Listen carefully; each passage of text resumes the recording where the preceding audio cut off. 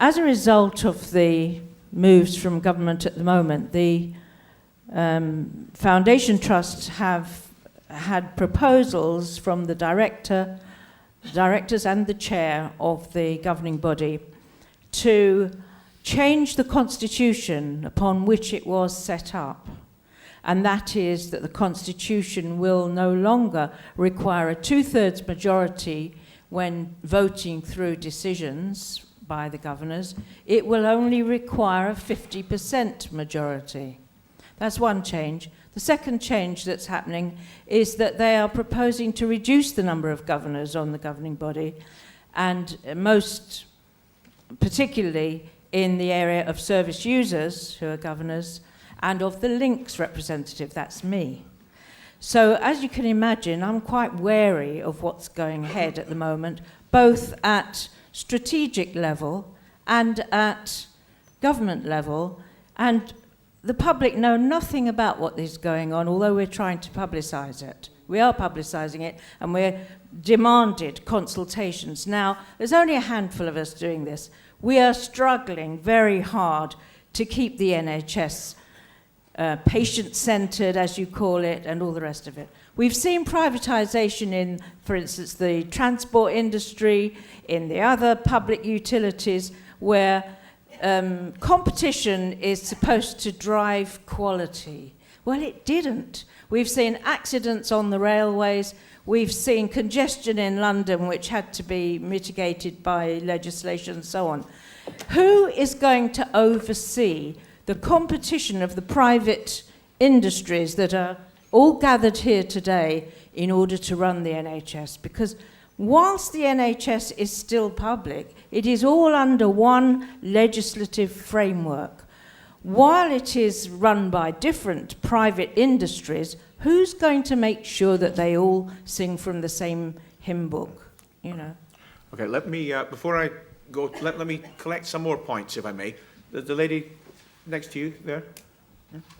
Thank you. Shirley Mergraf. I'm from Hackney. I've been involved in my time with CHCs, PPI forums, the links. I'm very involved with the National Pensioners Convention, which is very proactive on the issues of health and social care and other things. I just want to remind people of the facts, which I think it's absolutely crucial they owe it to themselves and the people they claim to serve to bear in mind. This government has absolutely no mandate for what it is doing. We heard this morning from the Deputy Chief, I think, of the Department of Health, that Andrew Lansley and his friends were planning this for a very, very long time. They certainly were. Otherwise, they couldn't possibly have got it out in 52 days. But they barely mentioned it in their manifesto, and that applies to both parties in the government. They have absolutely no mandate. One of their mantra words is choice. I'm absolutely astonished at people's failure to recognise, including, I regret, some GPs, but not all that many, that apparently choice is open to absolutely everybody in this country except GPs. Why do they want to be a discriminated against minority? Because they haven't got any choice about whether they're going with this business of GP commissioning or not. The changes in themselves will cost billions. We are not saving any money by going through the changes. That is a well-documented fact. There's academic evidence. There is Parliamentary Select Committee on Health evidence. You go where you like, you will find evidence that that changes cost billions. So we won't be saving anything. The issue of patients being at the centre and we're supposed to be at the core and the heart and in the driving seat. So we've got to split ourselves into three for a start off.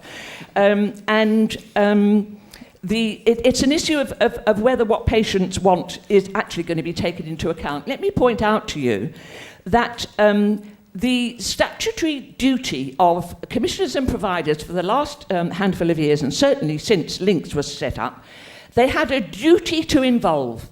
Now, there was either 40 or 40%, I don't think it makes very much difference, of primary care trusts who, in a survey a handful of months ago, were found to be in breach of their statutory duty to involve. And where did anybody go in order to say to somebody, look, they're not involving us, what are we going to do about it? There is nowhere to go, and there is nowhere to go in the arrangement similarly for Health Watch either. So who's going to make sure that we do? And it's great, you know. Thank you very much, Dr. Mahmood, for your... One more thing and then a question. Can I just say that we really don't have a lot of time to involve potentially a lot of people, so could I ask you to draw that to a close now? Thank you very much. You were talking about, I think it's great, patients are involved in decision-making about their health. Where we are supposed to be involved is in decision-making about what happens to the National Health Service. And we ought to be allowed to say that this is not in our... And I would appeal to the BMA to make sure that you don't back off from your fantastic evidence-based material on privatisation and the harm it will do. And if you back off and say we can improve things without throwing everything up into the air, we will be right at your side and up on the barricade. So please lead the way. Thank you very much. I mean, I do understand your points and the feeling, and I'll take these as points rather than questions. So can I just ask that from now on, people obviously are, I'm not here as a censor, but people make a point obviously, but move quickly to a question. Otherwise, we won't have time to allow full participation. But. We have listened to you all day, so you should listen to us. I've paid to listen to them, not you. Yeah, hang on. As I say, my role here is very simple. I mean, I'm an academic and I'm a critical analyst of these things, and nor am I a eulogist for these things, to put it mildly, in terms of the mechanics of new policy.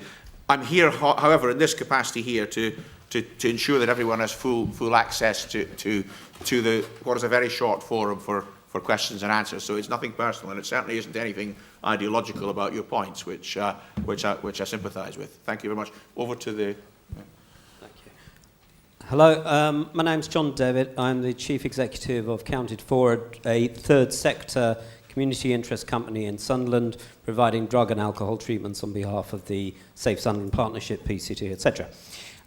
2 points, and which leads into the question. First is that our experience, we're GP-led. It was set up by a GP, mostly in response to a lack of services in the city. Most GPs are small businesses. Most practices are. So the idea of business involved in the NHS, I don't actually quite agree with. It's been there for a long time. What I would ask is where do we see the positives that could come out of this instead of just manning barricades? What is it that, for example, if you look at the work Tahir's doing, look at the way Dr. Chand and Nagpal, I would like to have found out more about your practice and how you operate, but where do you see the opportunities for taking control of these budgets may come to actually improve services for clients? Because I actually haven't heard very much about that. Okay, that's a good question. Would any of my... Well, let's stick with that one before I take more. Would any of my colleagues like to answer that? Yeah, I mean, just a small point. I've often heard GP practices referred to as being private businesses, but actually I want to just be clear that GPs work under a NHS contract, which actually places very clear definitions on what GPs can and cannot do. So we're not actually the same as a freestanding private organisation. I'm not allowed to charge any of my patients for any service apart from the services that are paid for to me by the government. We're not a private business in the normal sense of the word. We cannot, and I think sometimes, I think we make this mistake of somehow arguing the case for privatisation in the NHS on the back of saying GPs are private businesses. We're not. And I think just to answer your question about the opportunities, I think that one of the problems is that where I see opportunities, I think there are elements in the mechanics of the white paper that will mitigate against those opportunities. And if I look at, for example, GP-led commissioning, if I was to look at myself as a commissioner of rheumatological services, patients who go to see Tahir across in hospital, I would like to actually develop a pathway of commissioning with Tahir sitting with me as a GP to develop what's right for patients. And I want to be clear, in the BMA, we don't use the term GP commissioning. We may use the word GP-led commissioning, but we actually want to involve relevant specialists in specific areas of care. Of course, we don't know all there is to know about rheumatology. We want Tahir to be there. The problem I have is that the current rules in the white paper are around enforcing, as I said earlier, competition. and enforcing a simplistic tariff that will go to Tahir if he provides care, but won't go to him if he doesn't provide care, and there's an incentive for secondary care activity within a marketplace of competing providers. So Tahir won't only be able to, in fact, if I was to develop a pathway with Tahir, it may be seen to be anti-competitive and I won't be able to, because there'll be Clinicenter, Spire, there are 3 private hospitals around where I practice, and 2 other provider units, all of whom would complain that I was actually not giving them an opportunity. So I come back to the mechanics. I think the mechanics need to change to support the use of resources in a collaborative manner, putting patients first. That's what we would want to see happen as far as the BMA is concerned.